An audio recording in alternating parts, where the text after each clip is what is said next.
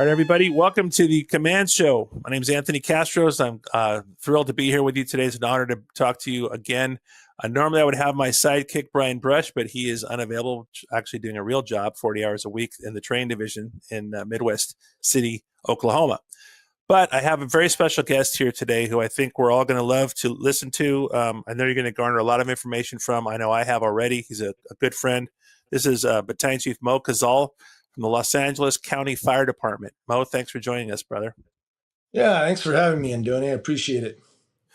So we're going to talk about something that's pretty timely right now, which is wildland fires, Wildland Urban Interface, and specifically the LA fires. When I say LA fires, I'm talking about Southern California, because it involved all the Southern California agencies as well as many throughout California. So many of you watching have heard of the term WUI, or Wildland Urban Interface. Some of you haven't, but in any case, I think you're going to learn a lot. Just to give you a little background on Chief Khazaal, we're going to call him Mo for the course of the duration of this webcast. But just to give you some idea on this gentleman, he's been married 25 years to his wife, Maggie. She grew up as a fire brat, so obviously they had kindred spirits. Been married 25 years. They have 4 kids. Their second boy, Josh, just got a job as a firefighter, which is fantastic news. Mo has been a field battalion chief for Los Angeles County Fire Department for how many years now? 10 plus years? No, that's I think I'm in my 4th year now. 4th year. A lot of that was in South Central LA, now in the Antelope Valley.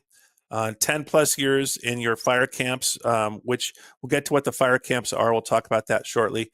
5 years as superintendent in one of his own camps, one of his own camp crews, which is all specializing in wildland fires. He's involved in leading the Captain's Wildland Academy, as well as the Wildland portion on the Battalion Chiefs Academy, and all wildland classes. This is this man's passion. He flies fire attack in their helicopters to give their main guys some time off, but he's heavily involved in that, as we'll find out. He covers their fire camps as needed, and he's a branch director on CAL FIRE Incident Management Team 6, which is a big deal. Being a branch director in operations on a fire team, incident management team at that level, is a big deal. You have to have chops, and you have to have street cred to be able to do that. He's also on the Fire Scope chair of the Wildland Subcommittee. For those of you out of state, not from California, Fire Scope is basically our plan and model for firefighting in California, specifically for wildland and everything using the incident command system. So he's the chair of the Wildland Subcommittee, which is a huge honor and well-deserved. This gentleman has a bachelor's degree in fire science in the Wildland Urban Interface from Cal State San Marcos, and teaches classes for them now. So if you want to know anything wildland, this is our man, and that's why I've asked him to be on our show today. In light of the recent fires in Los Angeles, Southern California, I thought it'd be appropriate to call my friend and see if he'd be willing to share with us some of his experience and his wisdom regarding this entire WUI and wildland urban interface and just wildland landscape. It's a huge topic. It's becoming more prevalent. There was a time when this was kind of California's problem back in the 70s. It is no longer the case. Many of you watching this from Oregon, Colorado, Washington, Texas, Arizona even, you're all experiencing some level of these catastrophic fires, certainly Montana. It's basically got the potential to be anywhere in America now. And the reason why this topic is so huge right now is because we had one of the most significant fires in California history. And with that comes a lot of lessons. So we're not here to critique or talk about those incidents specifically. What we're here to do is talk about what Mo went through, some things he learned from his response, and talk about the Wildland Urban Interface as a whole. We're not here to get political or anything like that. We're here to be firefighters talking about fires. So with that, Mo, tell us a little bit about, so everyone can understand, what is the Master Mutual Aid System in California? What do we have here in California that you and I are both beneficiaries of that's pretty unique to our state that helps us fight these big fires? Well, and again, thanks for having me on. Really is an honor. So we have a lot of layers, and the system is set up so that we kind of go to the lowest level as we're marching up and needing help. And so it's designed so that even a large fire department like mine, when it's our time of need, and we've had a lot of time of need recently, not just in January, but going back to February and even over the summer, going back to the post fire. And so basically, it's agreements through agencies all over the state, districts, county, cities, that everybody has agreed we're going to help when others need help, and we expect people to help us when it's our time. And so nobody wants the potlucker, that shows up with nothing to eat, but nothing to serve, but a big appetite. And so everybody's trying to do their part. And all those states you just mentioned, I just worked with firefighters from every single one of those states that you Yep. mentioned. They were all on the Palisades, and that was really neat to speak and learn to them.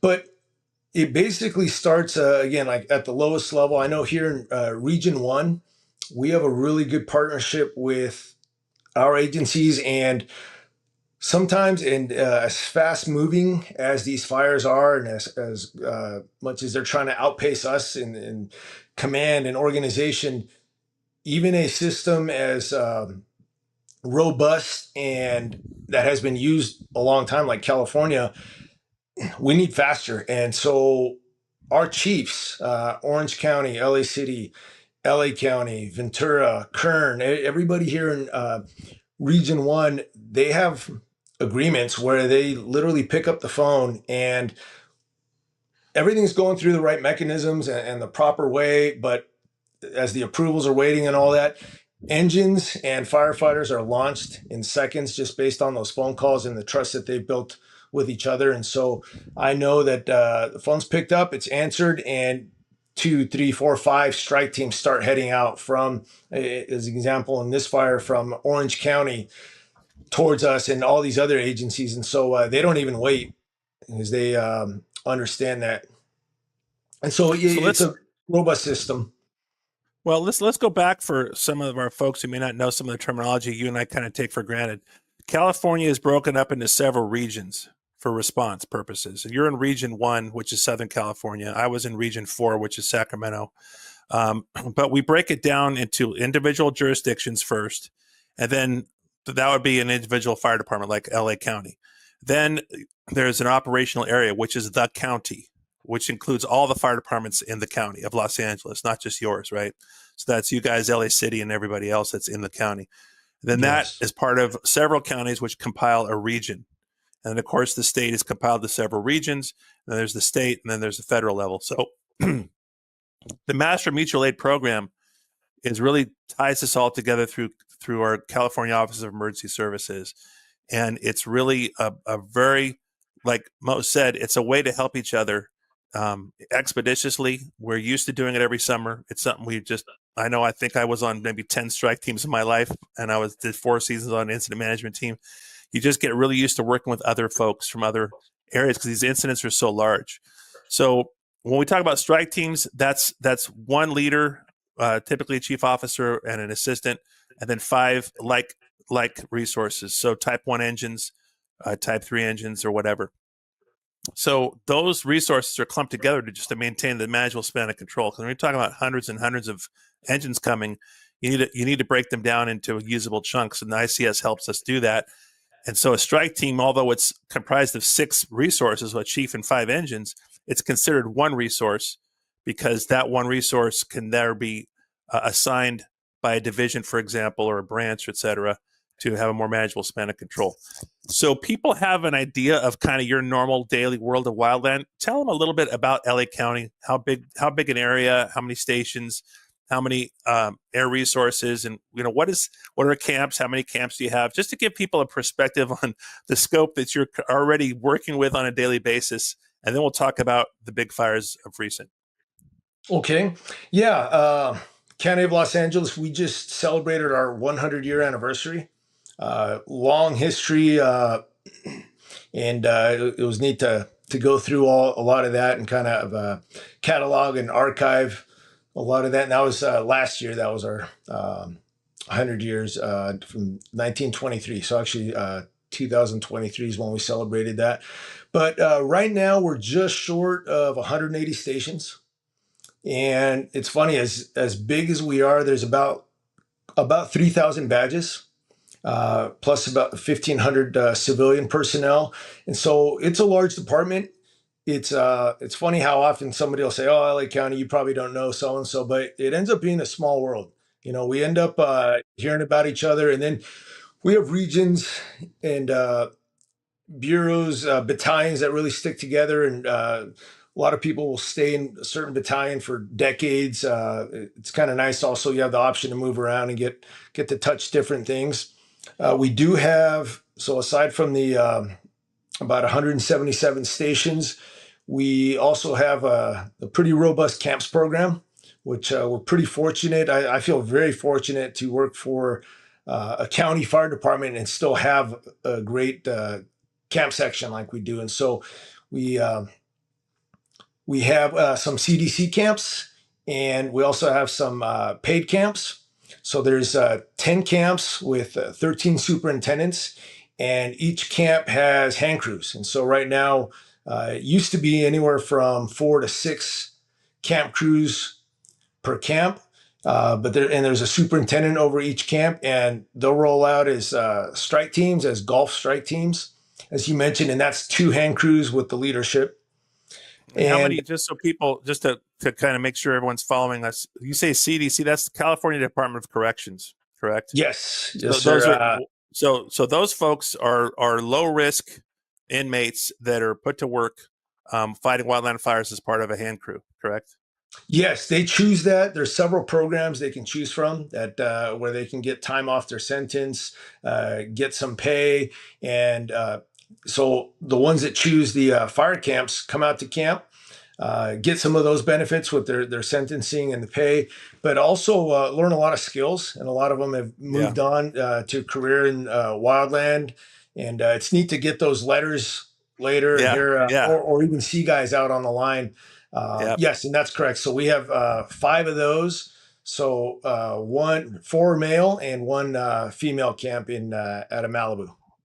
So speaking of the camps and the CDC camps in particular, I've been fortunate to work with them many times over the years, and they're always every bit as professional as anybody else you'd want to work with. I love them. They work hard, and never been an issue. And I think it's a great program. It's a great rehab program, and it's a wonderful way for them to get reacclimated into society with a good skill set. I think it's an amazing program. And so you have, did you say 10 crews total?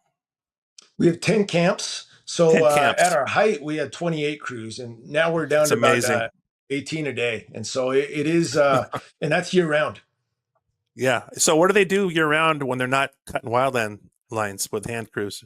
Mostly training. So every day, all the crews, paid or CDC, will go about an hour and a half to 2 hour hike, just keep the mountain legs built up. And they'll go out and train, cut line. We do have some projects that we're working on with possibly the Forest Service or the state, but most of that is thinning, clearing out areas. And so we're using the saws Yeah. and just getting all the tools in there and cutting line, really. And so a lot of training.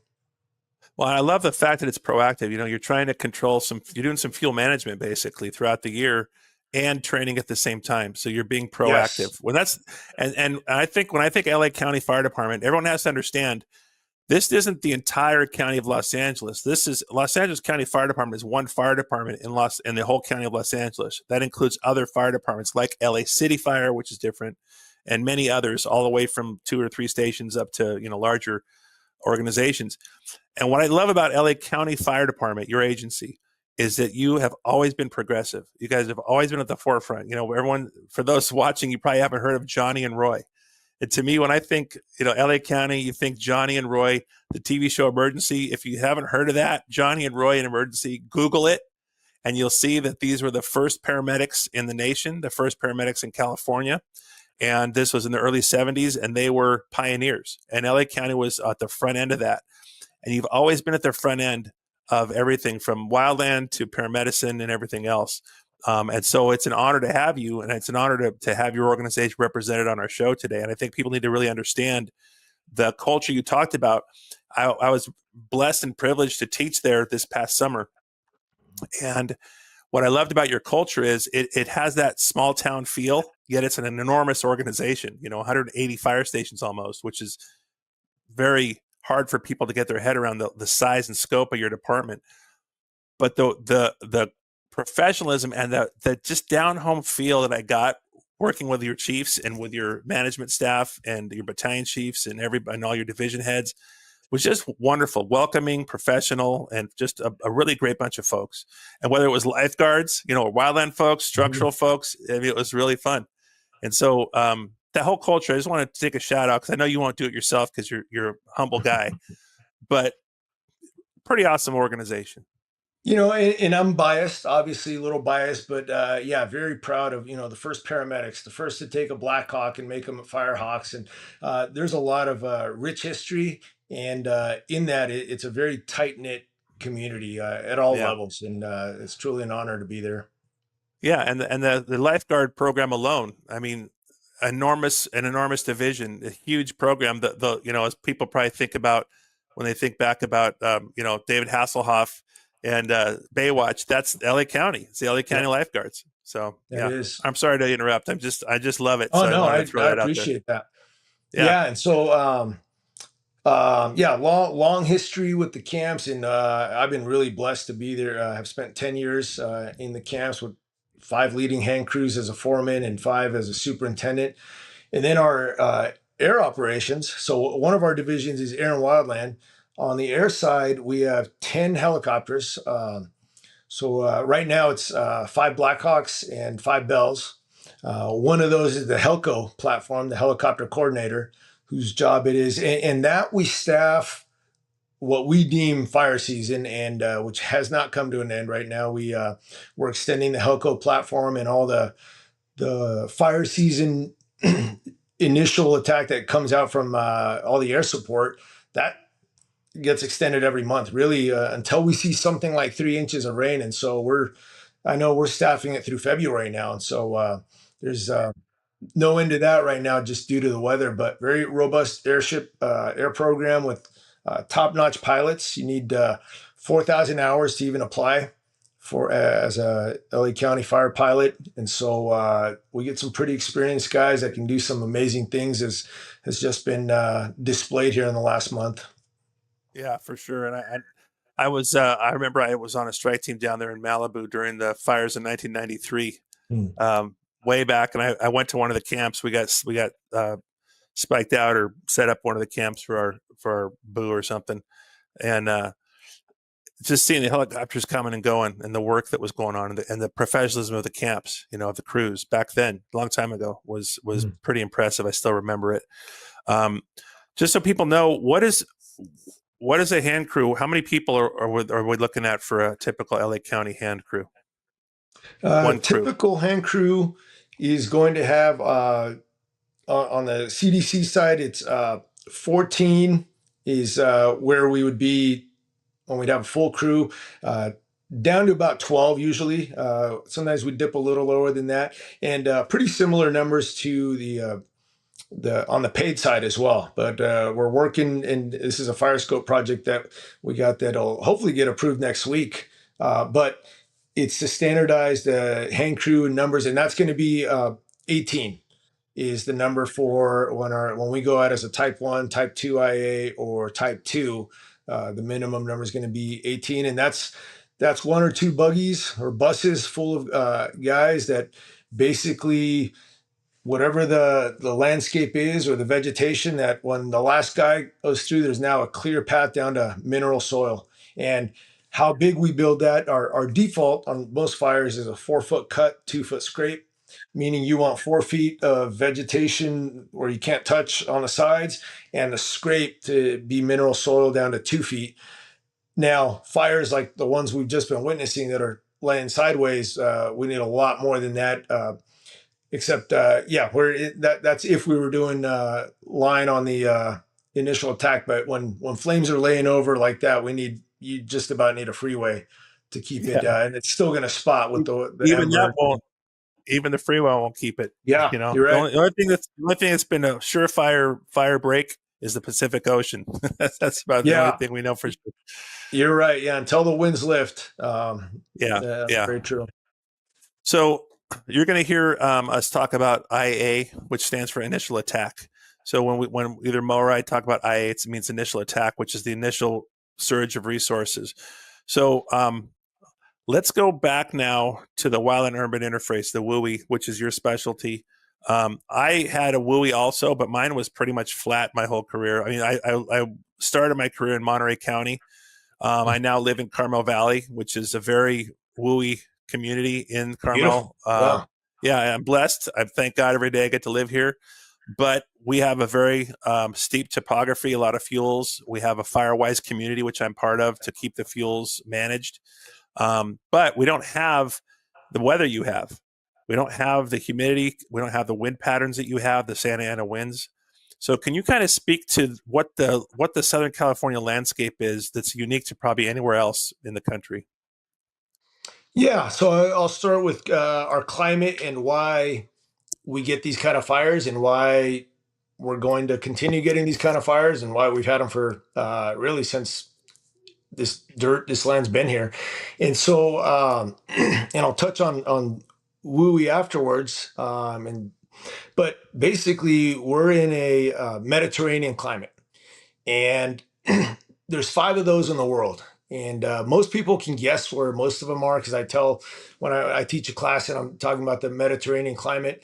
Um, Basically, I ask, well, what areas burn like we do? You know, and they usually Australia comes to mind right away. And then we start filling in the gaps on a map on the other 3. But it's in the northern hemisphere. It's California, specifically mid to southern California. It's the true Mediterranean basin, so Spain, Italy, that area. And then in the southern hemisphere, it's Chile, the very southern tip of South Africa, and Australia.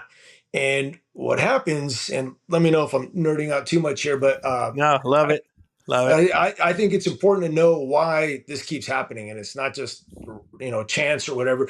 But basically, you have this prevailing wind on the equator as we're on our rotation, and so that prevailing wind is coming from the east, heading west, and it comes off of major land masses, and it'll eddy once it gets into the ocean. It eddies and comes back and hits at about between 35 and 45 degrees, uh, north and south, and so all those 5 Mediterranean climates have a gigantic water mass to their west.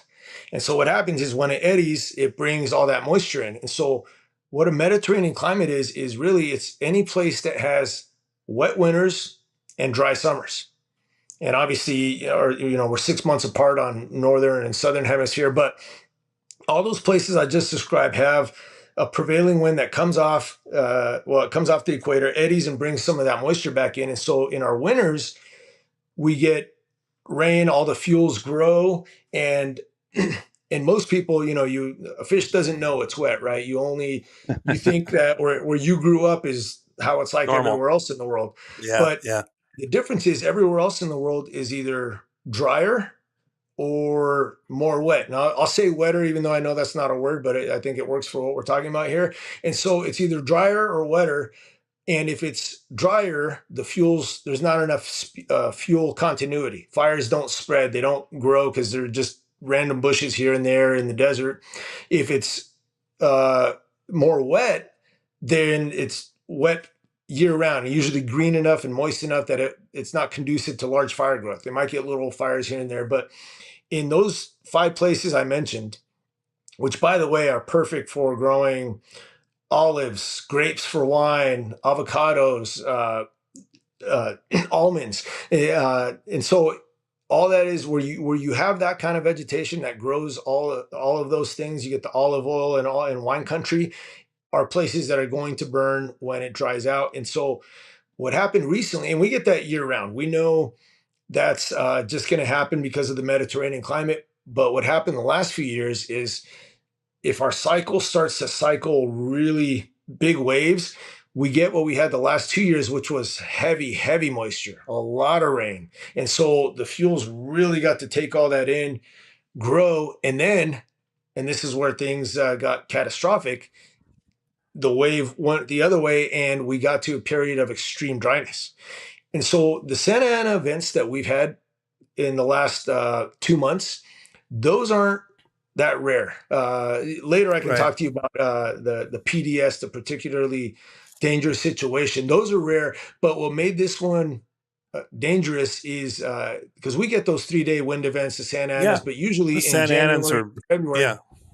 Well, Well, people know usually that people have heard of the Santa Ana winds for years. It's yeah, been that they've been around forever. Yeah, and when those happen when it's dry, that's bad news. But what made this event extra dangerous is usually in January we've had some rainfall. We've had the fuels have some moisture to fight that off and not be as conducive to large fire growth. And so this just lined up in a way that it made for the most explosive fire growth. And then the conditions, the vegetation is just bone dry, and then you add to that a dry, warm wind because as the Santa Anas come through and get compressed through the canyons and the mountains, they dry and they warm and they're just prepping everything to burn. And at that point, all you need is an ignition. And right, right. unfortunately, we've had a few of those. Well, we talk about the perfect storm, right?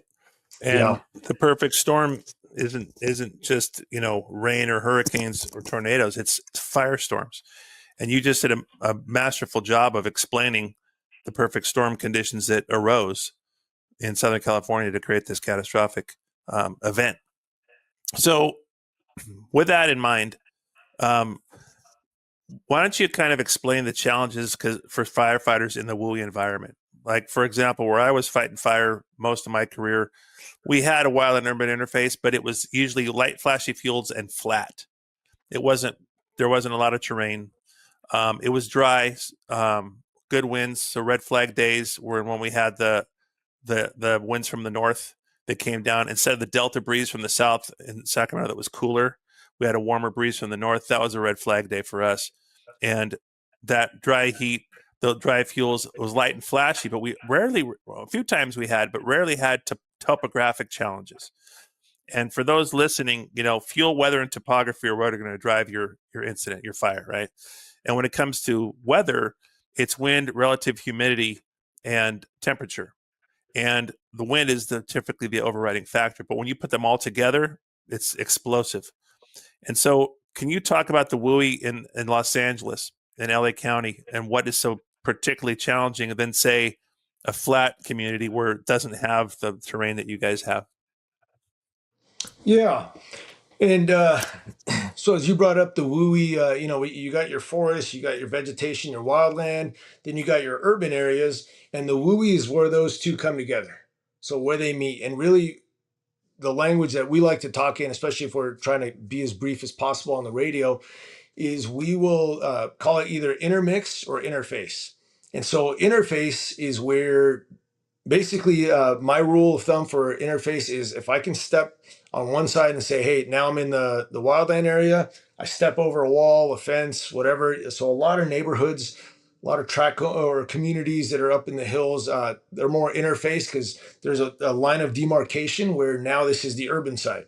Still dangerous depending on where they're lined up.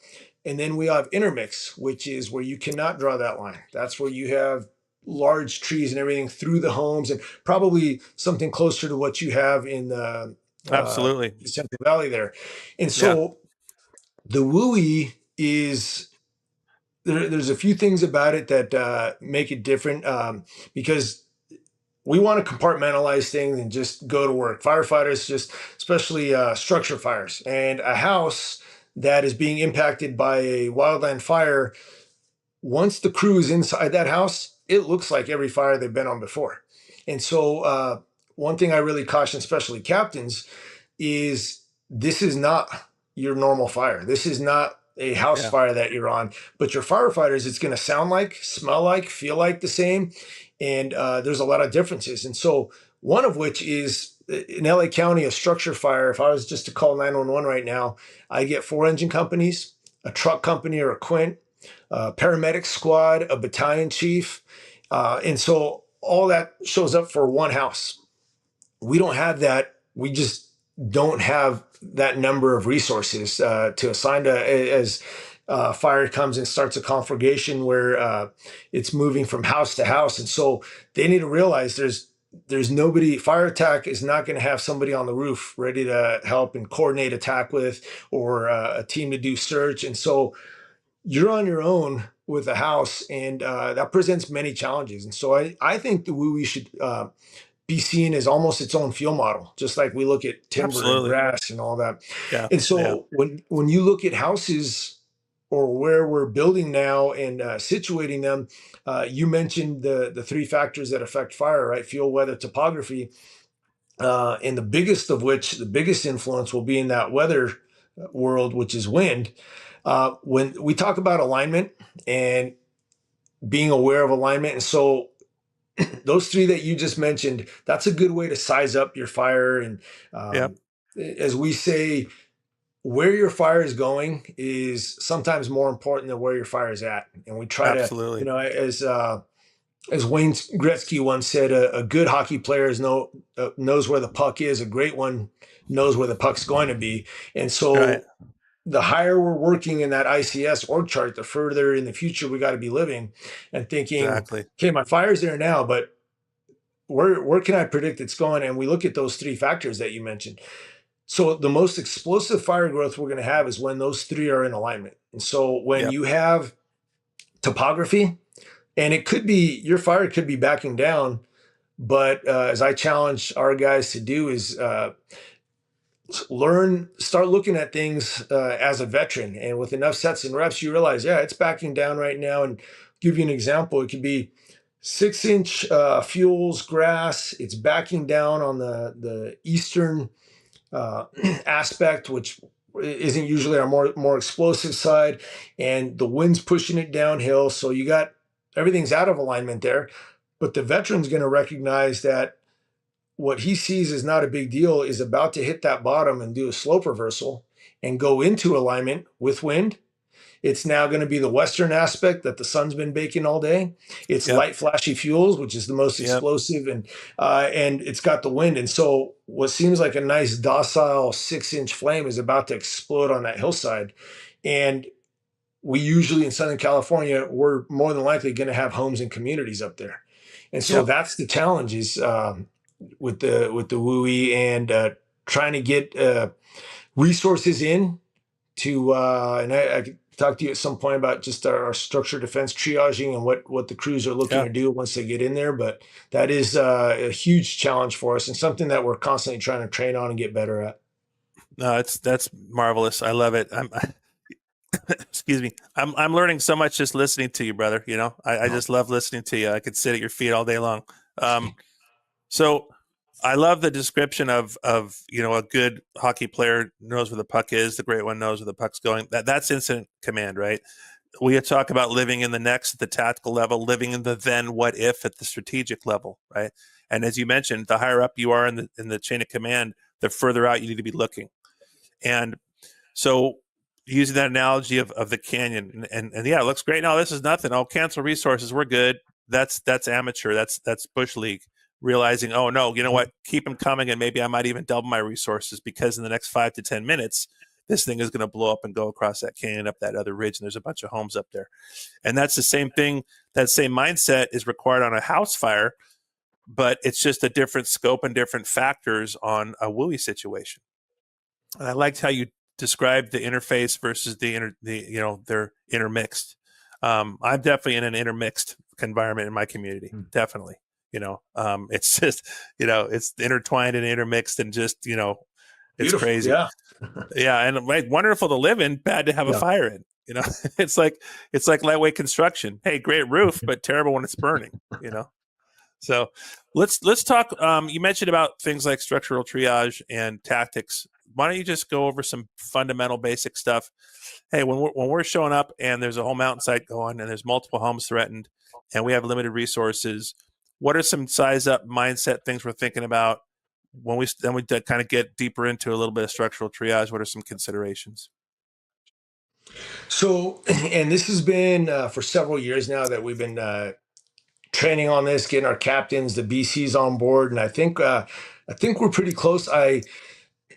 There was a lot of this that I saw on the recent fires, on the Franklin, on the Palisades, on the Hughes fire that I was at, and it's what we've been teaching to, and what I was taught that I took from some of the great mentors I've had. But it's it seems like decades ago there was a hey, get up there, see what you can do, and that new captain possibly gets up there and it's like not really sure what they expect from me. Things are bad. Fire's about to hit. Yeah, I could use some guys.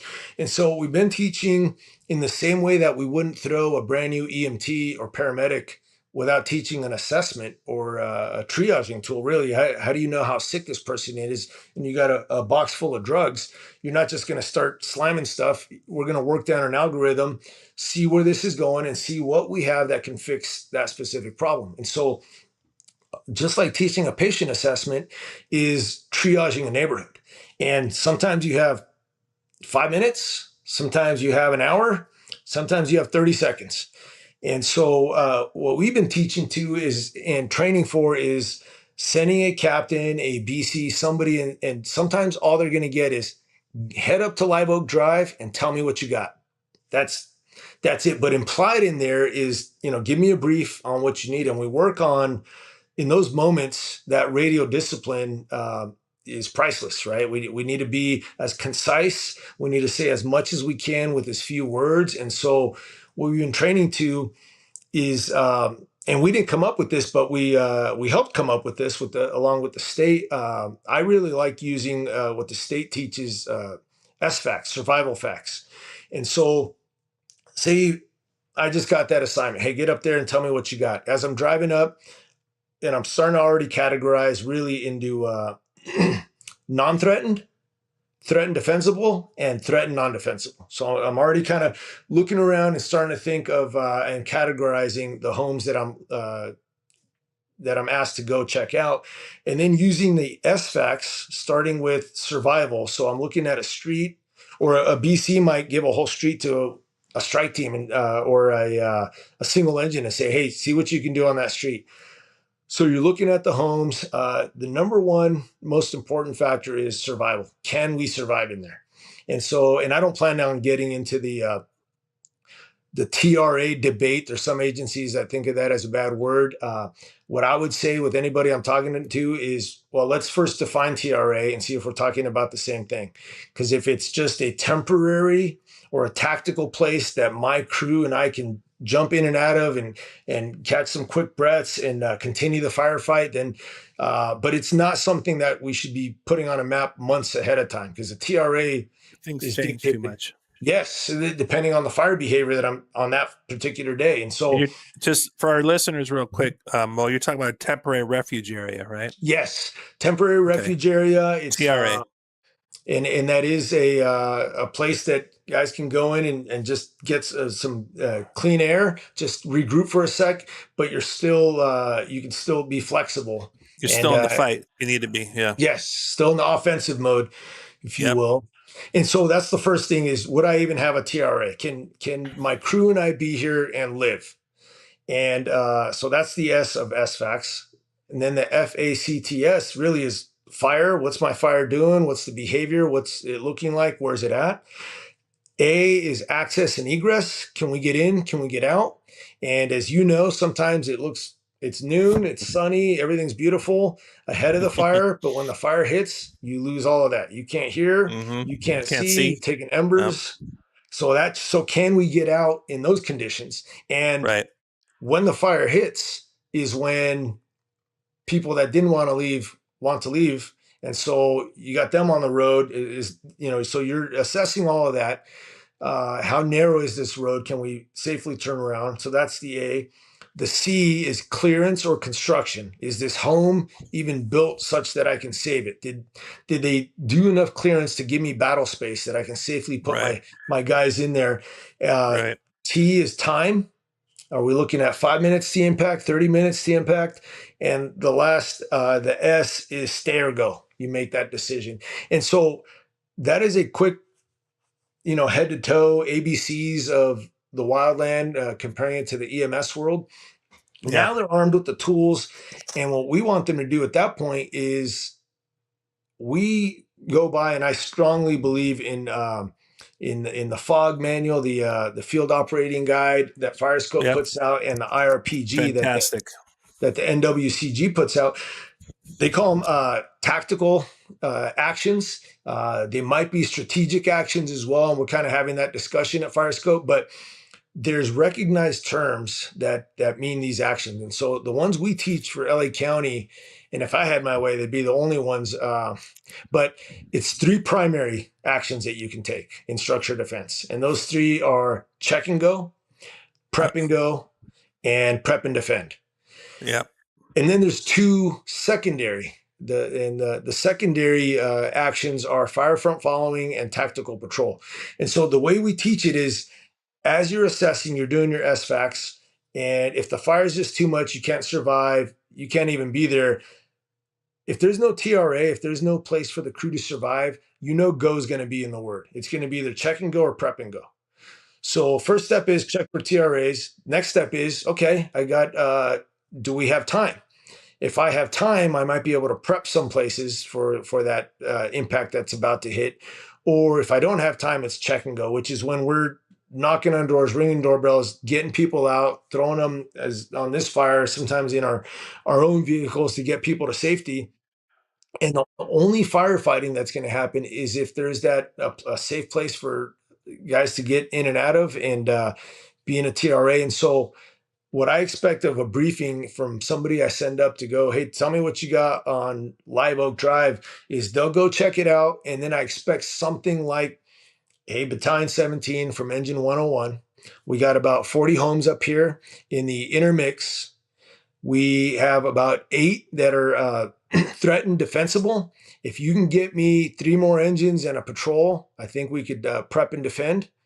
And otherwise, we're going to do fire front following and come in and knock it out after the fire. And so giving some options, making that request. But as you know, we don't have unlimited resources to just hand out. And so that's the kind of 8 to 10 second briefing that we expect to get, so that we can either tell them, yeah, they're on their way, or we don't have them right now. Copy, you'll be fire front following.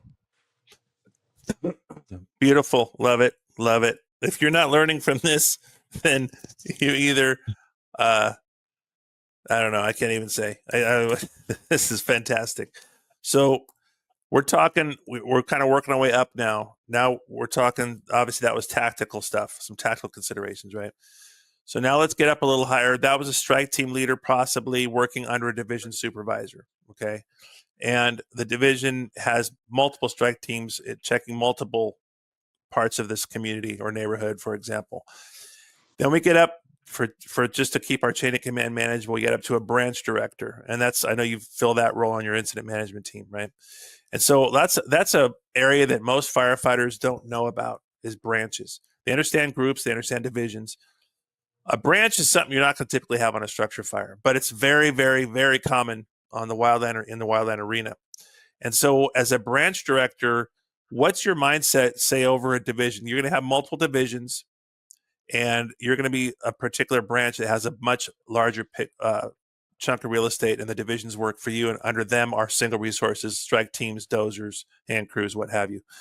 So take us kind of that branch level, because again, that's very not talked about a lot. There's not a lot of training on that for the structural folks, because it just isn't used a lot.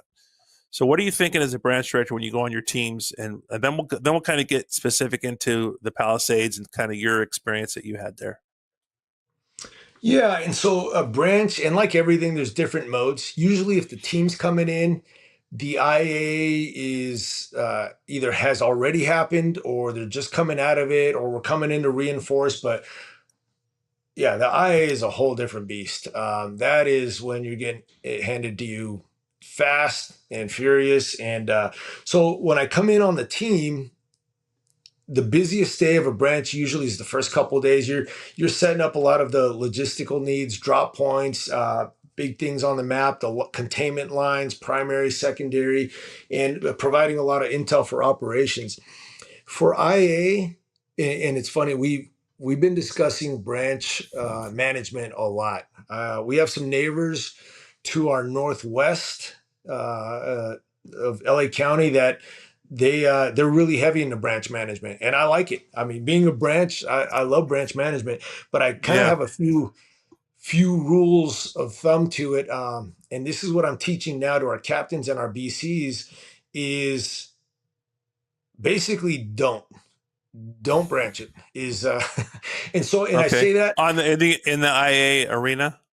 In the IA arena, but and again for everybody for everybody listening, IA's initial attack. It's the initial 911 was called. Everyone's initial response, initial attack. So that's that early phase of the initial resources. Getting on the fire, sizing up what they have, getting their head around it, looking at the threat, the potential, and then calling more resources. So that we're in that mindset right now. So everybody understands, and that Yes, gives us there's context. Gives us no context. IAP, no maps, Yep. no Yeah. nothing Yeah. set up in that way. Yeah, there's no incident action plan. We haven't. There's no planning section established. We don't have a Yeah. tent. We're doing briefings. We're just going, and your IAP is basically your SOGs, and that's about it. And your training, and just And go. it is, and I know is big, and this is what drew me to you was your love of command and the ICS structure, and so that all still exists, but it's not Yeah. in printed paper Right. format. It is Right. through radio, through other means of communication, and that's the fog of war, is that initial attack That's it. time, and so that's its own discipline to get sets and reps and be good at. And so in the IA, there's times where we absolutely need a branch. But what I would tell, because what was happening is sometimes there was somebody, guys would hear it. We have a kind of radio system now that everybody can listen to everybody's wildland calls or structure or whatever. And I've learned to be careful because sometimes I'll experiment with something and later go, you know what, I didn't love that. And then Everybody tells you how it was wrong, and well, or not, you don't hear it, and then you just hear it being repeated down in oh, another part of the county. And so I thought, whoa, right, and I'm not saying they did that because they heard me, but I've just learned to be careful. yeah, And we had with branching, it was almost, if there was a spot or something, almost getting overused. And the way I think of branching is, it's like the samurai sword. It's a very highly skilled weapon that should be deployed by somebody that has been trained to use it. yeah, Otherwise, if you can use it to butter your toast. It's a knife. It's still a knife, but that's overkill, and you might actually get hurt doing that. And so, branching is something that if you have to have the right people in place, you have to have yes, the right yes, leadership coming along that right, understands what it is. The agency has to be trained to it enough to know how that works. And so, because really on an IAA, if it's a simple fire, if you branch something, you just added. Now, assuming if you're going to branch it, that means you're going to have more than one. Otherwise, you don't need to branch it. But and yeah, so right, you just added two branches to your command channel. yep, That's two more voices yep, talking, and it just yep. it can really booger things up quick. However, if your fire is going to end up needing branches, meaning it's going to go into the extended attack as opposed to the initial attack, and you're going to end up putting branches on that, then the sooner you go to it, the better. And so, as much as I say don't, there's a need for it. And when we need it as soon as possible We because need to now know, it's yeah. laid out. It's a crossover point. It's like a breakover point. It's Yes. almost like it's like anything else. You could request too many tactical channels before you need them, but once you need them now. You could over ICS your incident and over branch it. You could over division it even, um, Mhm. and you could call too many resources. There's all kinds of things, and I think where wisdom comes from is experience and training and gleaning and incident reviews, where you realize there's a timing thing here. It's like I used to, when I teach classes, talk about the double Dutch, the jump rope double Dutch. It's like you're kind of timing, when am I going to do this? So it's Mhm. like, when am I going to pull the pin on a division, a branch, or an alarm, or another tactical channel? Yeah, And that's those an are, art. it's an art. It's an art. That's exactly what it is. So continue. Sorry. No, yeah, I appreciate all that. Yeah, and so really, and so a branch, and it's all for span of control, right? That's what ICS is, and one of the greatest tools it gives us. And so, I do. You mentioned task forces earlier, and we did some new things that we've been wanting to do for a while with task forces that I'm really liking how the task force worked out. But a branch is just a layer so that operations doesn't have to talk to 16 divisions. That's just too much outside of the span of control. And so branches are that layer in between that an operations chief can talk to 4 or 5 branches. That's very manageable, and each one of those branches can talk to 3 to 7 divisions. That's manageable. And so it's just one more layer it's a span of control tool, and really that's when it is most needed, is to help with that span of control. I like what you said about the samurai sword. Yeah, it'll butter your bread, but do you really need something that big? Are you well trained in that? Are you going to hurt yourself? We when we teach our classes around the country, some fire departments say, "Oh, I'm going to set up operations on this room and contents fire." I was like, "Do you really know what you just did? You just gave away your entire incident to somebody else, and you didn't help anybody but yourself." so, so Overcomplicated, good. yeah. Yeah, it's overcomplicated. I love it. Let's transition into your experience now in Palisades, and you had a pretty incredible experience. You're teed up with all this training. You're teaching this stuff. This is your passion, and lo and behold, you're around when it hits. And so, what was your experience from LA County Fire Department? From your personal experience. Yeah, I saw some pretty amazing things that the crews, the men and women of not just LA County, but everybody that was there the first really 56, 72 hours. Um, I truly saw the warrior's heart. And I have some specific examples and I think there's hundreds of these stories that you can find. So I just got front row seats to some pretty amazing work.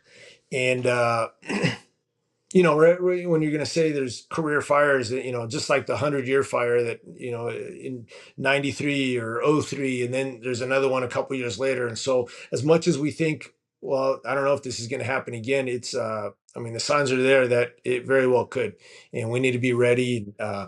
But yeah, my personal, I'm also on the LA County management team, our Type 3 team. And so we've been talking it up. And one of the things I'd like to highlight is the importance of briefings before the fact. We knew this was coming. The PDS red flag, so the particularly dangerous situation, red flag warning, those are very rare. And the ones that we've had recently was just before the Mountain Fire in Ventura County, just before the Franklin Fire, Palisades, the Eaton Fire. And so if any meteorologist, anybody saying that we're in a PDS red flag, I'm listening, because I've now witnessed firsthand what that can lead to. And they don't put that out lightly. That is the biggest way that they can shout out, is using that PDS warning. And so we knew that was coming. The whole team met. We discussed some things. My ops team, my ops section chief Drew, we met the day before. So it'd be on the 6th, the day before the fire started. And my IC, Chief Harris, he was a part of that as well. He's just wanting to listen and hear what his ops team was talking about. But a lot of great things were discussed. So you're with your Type 3 team, just so everybody understands. The incident management team, Type 1 is a federal team. That's like the real big federal level incidents. Type 2 is a state team.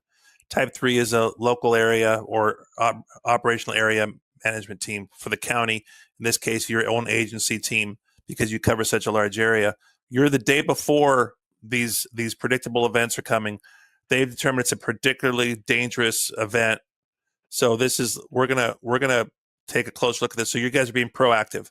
You're getting your Type 3 team together in anticipation of this event that's coming the next day. And so this is the day before, right? So this is kind of Yes. first part of your, okay. Yes. So now now some state teams are Type 1, all the 6 ones as well. And so you're right. And there's federal and state that are, both are Type 1. Federal is moving into complex incident management. So they're getting rid of the typing, but that's a discussion for another podcast. So day, yeah, right. Yeah. Trying to keep it simple. Okay. So yeah. Keep going. Task forces. We started talking about task force. My good friend, Rob Gaylor, has been harping on it. And we've been talking, we've been teaching to task forcing, which actually one of the first times I tuned into one of your command podcasts was specifically to listen to you talking with the legend, Mark Brunson from Cal Fire. And at about the 28th minute, you go into task forces versus, and structure. Actually, the discussion was structured defense groups versus divisions with task forces on structured defense missions.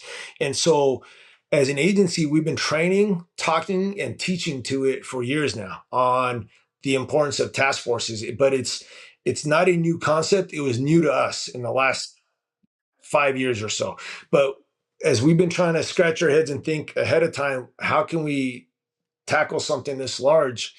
It's task forcing was something that we've been really discussing. And now, after the fact, I'll tell you, I love task forces more now. And really, what I love about it is the flexibility. They can be Yeah. anything we want it to be. And so Yeah. you're trying to build this house of Legos or whatever. And imagine having a Lego in the box that you can stretch to whatever size and shape you want. And so that's what a task force is. And Yeah. we did things. And so we had talked about that ahead of time before the fire, the day before. Oh, so that to me is phenomenal, because that forward thinking comes from that experience, that the mindset of the LA County Fire Department. So everyone understands the strike team we talked about at the front of this discussion is 5 of the same kind of equipment or resource. So 5 type 1 engines, which is a structure engine, 5 type 3s, which is more of a wildland type engine, and a leader. So it's very linear, it's very unifocal. It's one resource. So you've taken those 5 and put them into a one thing. Okay, so that's span of control issue. The beauty of a task force, it's still one, but it could be any number of assortment of resources. It doesn't have to all be 5 of the same. It could be any number or type of resources together. And what defines them is not that they're what type they are, but what their mission is, what their task is. Mm-hmm. And so in the ICS world, just so if we're being purists for a minute, remember, single resources are the bottom of the totem pole. Engine 1, truck 1, et cetera. Then we go into the next level is task forces and strike teams. Those are still single resources, but we clump them together either by type or by task. And again, those bosses are called leaders, a strike team leader and a task force leader at the same level in the pecking order of ICS. And so what I love is that you're taking what we've always often done and taken for granted of strike teams and say, no, let's look at task forces. How is that going to help us get around the structure issue and maintain a span of control because we've talked about how a structure protection group doesn't really work anymore, but that's a whole other conversation. So go on, sorry. Yeah, and totally agreed with you on that. And I'd love to actually have that other conversation with you one day. But what we did with task forces this time, and as you just explained, what we're used to in the ICS world is task forces and strike teams, same level, both working for divisions. Well, the span of control and what we had coming to battle this, what we had to do, and we had already talked about this ahead of time, is I know of one task force, just one alone. I know of several that were doing things along the same lines, but later when we were actually at the fire, one task force alone had 6 strike teams and 6 single engines. And so he had plus a water tender. So that one task force leader had 37 engines. And that was the only way that we can keep span of control was, and actually I talked to him this morning and I wanted to reiterate, or I wanted to validate what I was thinking is, hey, I'm hearing from the troops, it worked well. All the captains, all the strike teams, they said that worked well. How did you feel about it? He loved it. And so this was a discussion we had the day before on, hey, if things go the way they could go, we want to be prepared for the worst. And don't forget, we're going to be task forcing. And something I've done on all my wildland fires, several of them this summer, even just the 2-3 acre ones, is if there was ever any structures threatened, I would assign a task force. I would make that, if it was engine 24, I'd say, hey, it's okay, go check out that structure defense mission. He tells me what he has and what he needs. Give me 2 engines and we can take care of this. I say, okay, you're now task force 24. And I throw him 2 engines. We didn't need a task force necessarily, but I wanted to start to try to normalize. Practicing the terminology, the mindset, the proactive use of it. I love it. And it's so it's just everybody to do that before the fire. Exactly. And that to me, every small fire is a training opportunity for the larger one coming down the road. And that's what you were doing. And like you said, normalizing the mindset, the terminology. That's why when people say, oh, you don't need a division on a house fire. Hey, you don't need one, but I want to normalize the mindset. I want to normalize bridging the tactical gap on a room and contents or a garage fire. I want to so that when we do have an apartment fire with 5 people trapped, we're not taking such a leap. And Yeah. so for this, that task force is working for a division soup. Yes. So, Okay. yeah, once we got to the fire, there would be a large, it was a division, geographical boundaries, but he had about 3 task forces working for him. And one of those task forces was just the one I just described. And so there was 2 other ones. And so that was the only way that we were able to keep pace, keep accountable, and keep that span of control. But Now, Mhm. go ahead, finish your butt. Then I had a question. No, and just going back to so we had these discussions the day before. I love that every battle is won or lost before it's ever fought. Sun Tzu, The Art of Warfare. You were fighting this fire before it came. It goes back to the LA County mindset. It's just a very, very, very progressive, like by decades progressive mindset, which I love. So when people hear 37 resources working for one dude, one task force, they're going to think, oh my God, that's insane. How did he or she manage that? So I know what I think the answer is, but why don't you tell them, why could one task force leader, Task Force 24, have all those resources working for him or her and be able to still manage it? Yeah, and the beauty I think also is you could have gone to any of my firefighters, anybody there, and in all the chaos, the fog of war, and everything that was going on, at any point you could have asked, "Who are you working for?" and they would have told you all the way up and down. So a firefighter would have said, "I'm working for my captain, engine 599 captain." I would have asked the captain, "Who are you working for?" He would have said, "I'm part of strike team 1180 Alpha." Okay, and 1180 Alpha, who are you working for? I'm working for Task Force 43. Task Force 43, who are you working for? I'm working for Division Sierra. Sierra, who are you working for? I'm working for Brent 7. Brent 7's working for Ops. And so that task force, he probably had the biggest, but he had 6 strike team leaders that he's talking to.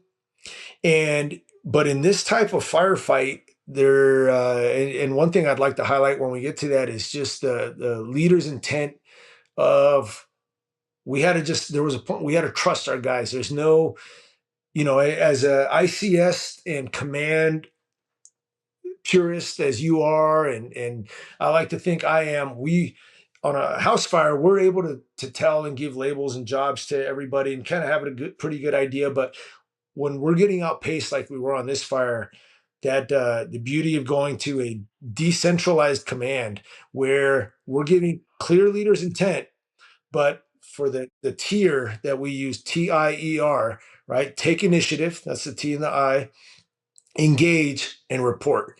And that report part keeps it from being freelancing. When you're getting back and you're letting your boss or who you're working for know, they knew where they were at, they knew who they were reporting to, and the supervisor had a general idea. But other than that, it was, guys, go do what you can.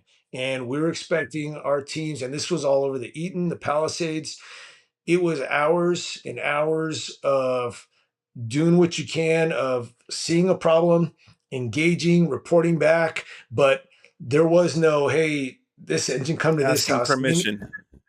Right. Everybody. And that decentralized command, and I'm just so thankful that we didn't lose any firefighters, or I would have thought for sure with what I was seeing there was going to be more injury to the fire side. Never mind the I thought catastrophic the loss same we had thing, in brother. civilians. Yeah, I it thought the was. same thing. I was telling my wife, and she didn't like to hear it. I said, it'll be a miracle if we don't kill a firefighter in this stuff, because Yeah, it was and I just think it so. was. It was a miracle. But it's a testament to the entire LA basin. That's where ICS was born. The Incident Command System was born out of the Los Angeles basin, out of the wildfires back in the 70s.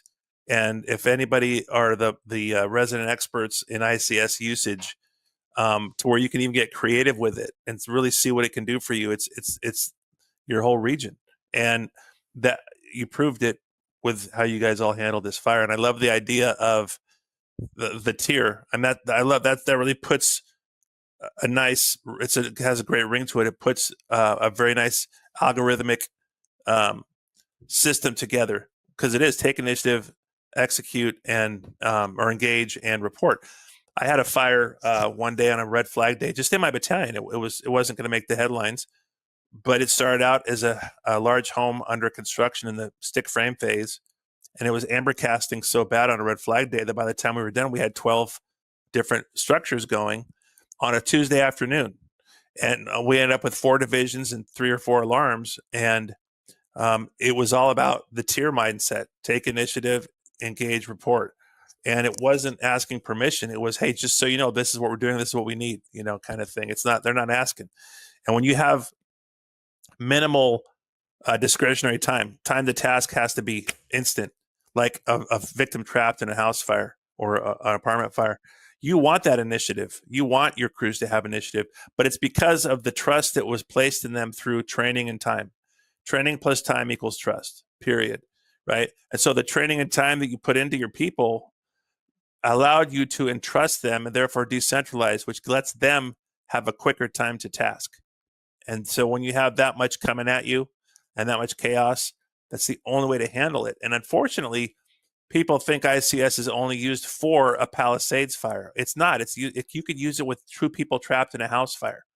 Oh, It yeah. ain't gonna make Fox News, but it'll mean everything to that community and to that family, right? So Yeah, absolutely. I love how you guys are having strike teams working for the task. Typical, we say, oh, okay, the ICS purist sometimes isn't such a good thing, because the purist will say, well, task forces don't work for strike teams; they're the same level. Well, you know what? If a strike team is one resource, technically they're one resource under a task force. Then I love that, and it makes perfect sense. That's how you were able to have that manageable span of control for that task force leader. Yeah. So thanks for I think that was explaining the that. only way. Yeah. It is. It is. So I love it. I love it. Well, hey, I've kept you long enough. We're over an hour. I used to like to keep these to 45 to an hour, but there's so much more to talk about. I think we're just getting the tip of the iceberg. So let's kind of speak a little bit more to that first 24 to 48 hours. So, and then we'll kind of wrap up, because I don't want to otherwise I'll keep you here all night. So, okay. Yep. And I'm good with it, but yeah, you let me know. It's your audience, and you know what they want, and be more than happy to join another day as well. But I'll We'll just do that, go through some things, and you pause me or tell me if I'm getting too far into the weeds. But so to speak. Yeah. So it was. Anyways, the morning of, I was basically just at Camp 2, and I was a resource ready to, again, we knew what could be happening. And so I wasn't tied to a battalion. I was just at Camp 2, and I was ready to go wherever the start could happen. And so, again, I feel very fortunate to work for a department that thinks in that way and allowed me to just be here at Camp 2 at the headquarters for the camps, and head out to the first big brush fire. And then my fire chief, the morning of, before any fire, we held an announcement went out that said, we're holding both platoons. We're holding the shift that's coming off and the shift that's coming on. So we held everybody. After the fire started, every badge in LA County went back. Unless you were off on injury, you were at work. And I warned my father-in-law that I said, hey, careful, because retirees are next. We're about to force hire you guys next, and we're going to bring them back. But we held everybody for 7 days. If you weren't off on injury and couldn't make it. And everybody had a role. And even the guys, as much as the guys that were in the stations running all the calls wanted to be on the front lines, because I heard from a lot of them, they would have done the same things that were out there. It was just so by the time I got out there, there was a lot going on. I went straight to Will Rogers early afternoon. That's where the co-located ICP was placed initially. And so Will Rogers State Beach, a lot of media showing up, a lot of fire chiefs, the number ones, were starting to meet and discuss. I got with some of the ops people, and I was told pretty quickly, hey, get up to go meet with Brent Seven and see how you can help him out. And so now it's trying to find Private Ryan, right? It's okay, where's Brent Seven, and where was he last seen? Ryan. Yeah. And so I'm traveling down PCH, and the surrealism is starting there of just can't believe, the palm trees on the water side are already going. It's heavy fire activity to my right because I'm heading west, which is actually northbound 101, but trying to meet branch 7. I get to where he was last at, and there's already a lot of loss, and I see a lot of engines, and everybody's going to work. I meet with Division Sierra. He says, "Hey, Brent 7 just went up this canyon." So we went up, and after talking to him on the radio for a little bit, we decided we were going to meet at our helispot 69 Bravo, which that's just the name of our helispot up there, but it's Yeah, at the it's a very top. predetermined helispot. It's a Yes, predetermined helispot. Yeah. and it's easy to find. It's also very strategically located for our copters, and it's also, there's basically a bunker built up there with all of our communication equipment. We have computers, internet, TVs, everything, so we can really use it like we did that night. And so I get up there to meet Brent 7, Rob Gaylord, Drew Smith, Pat Sprengle's up there. These are all ACs. And even just walking into that box with the 80 to 100 mile an hour winds at the mountaintops, is you're walking about 45 degrees and trying to open that door to the bunker, which was a big Connex box, is all I could do to open it about 4 inches, and then it wants to swing the other way with 200 pounds of force. And so getting in and out of that was a deal. Nobody came in without being out of breath. But if you walk in, everyone's just breathing hard from running the door. And then that's when the four of us got together, the Eaton fire, we were just hearing the size up for the Eaton fire. And then we lose power. Generators are starting up. We're in the dark. But now we realize with the four of us that 2 have to go to the Eaton fire. And it made sense. Drew is the assistant chief of the Malibu area and a big division there. And so it made sense for him to stay there. And I was going to, and I stayed with him. And the other 2 headed off to the Eaton fire and stayed there. We didn't see them again for 3 weeks or so. We were each on our own fires. But Right. so from there, my goal was to get down to PCH and help Division Sierra and form Division Uniform, which was going to be anything interior off of the coast there. And so Okay. I tried to get down, and I thought, okay, the quickest shot is heading down Topanga Canyon. And I've driven through fire before. You have too, I'm sure, and I'm watching and I realize, okay, this is different fire than normal, but let's just see how far, because otherwise driving completely around to the 101, I didn't want to entertain that. And I wasn't able to get through. I punched through. There was a point where I thought, okay, I've got to be closer to the other side than going back, because I really didn't want to turn around. But the boulders, power lines, and everything that was just, and then I had the choice of, okay, how do I even turn around here with all boulders and all this coming around? I felt better when I was moving at least, but then I realized, okay, I need to turn around. I need to get out and hope to get out. And so all that worked out. I get the guys on the radio and tell them I'm going the long way.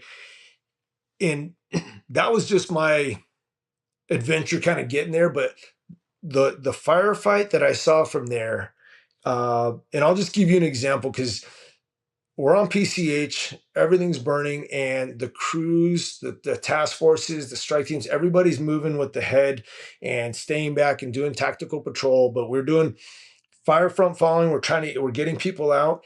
The most tense moments, and this happened repeatedly, was LA calling operations and saying, "Hey, there's 2 people trapped. Their home's on fire. Here's the address." And Yep. we're looking it up, and I'm hearing type 6s, type 1s, type 3s, people coming up going, "Hey, we're right by that. We got it." And they're driving through fire. I'm watching Because at that point, my job, I'm trying to go interior and go see how far I can get in the canyons, see where I can safely place people. And really, there was no safe place. It would have been death traps. And so I would let engines get to like the first 5 homes in the canyon, and then we kept getting chased out.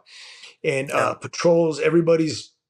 I remember looking at one of those addresses and thinking, okay, I'm not far. Let me just go see. And a trampoline on fire just got in the way that we had to get out and move, and it was it was that kind of firefight. But what I want to highlight, and I know we're short on time here, but I saw the heart of the warrior in Yeah. my men and women that night and stuff. What Absolutely. one thing that I'll never forget is engine 599 coming up, and this is now 2, 3, 4 in the morning. It's nonstop. It's hours on end, and I see them coming up behind me through the smoke, and the way this captain's limping up to me with snot, soot, everything coming off his face, and I thought, well, they're done. They're coming to tell me that Yeah. they got to go Yeah. back. And he comes up and says, "Hey, Chief, we just got fuel. Where do you want us?" And it was, I could take that story and multiply it by hundreds. That's what I saw that Man. night, was everybody just getting in and where do you want us? Where do you want us? There was Where no do you quit. want us? I Yeah. saw guys locking up, just their muscles cramping up and hitting the floor, and we're moving them out. And yeah, it was a pretty wild 48 to 56 hours or so.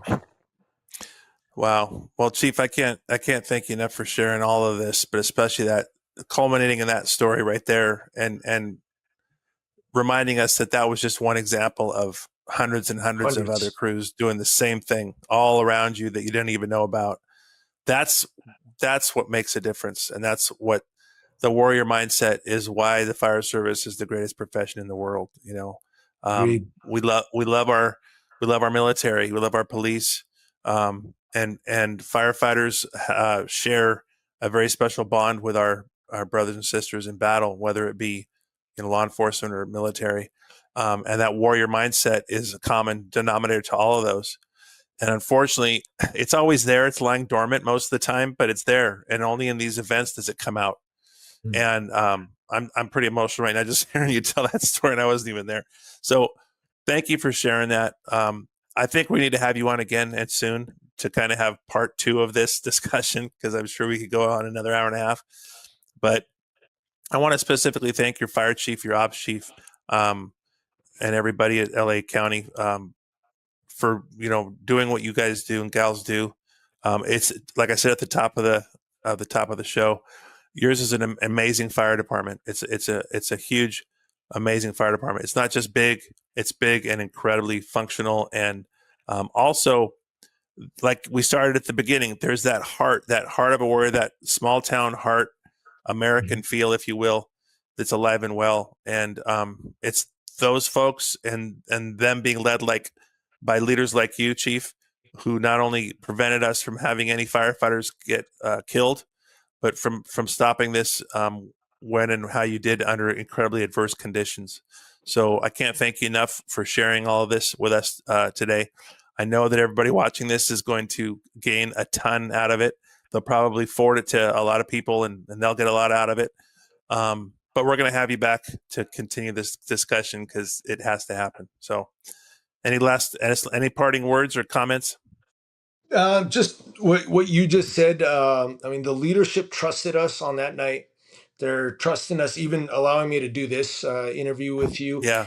And what you said earlier about trust the troops, trust the training. That's what we all had to do that night. There was no other way to do it, and it was they came through. The guy, there was no quit ever, and so it was an honor to be there and to be amongst those guys and girls. It was just amazing. And yeah, thanks for having me on. I also had a good time, and hope we continue some of these. Oh, we will definitely continue that. God bless you. God bless the LA County Fire Department, those you serve, those you lead, and God bless the American Fire Service as a whole. Thank you for being with us today. We can't thank you enough. Thank you, Chief. Appreciate that. Thank you.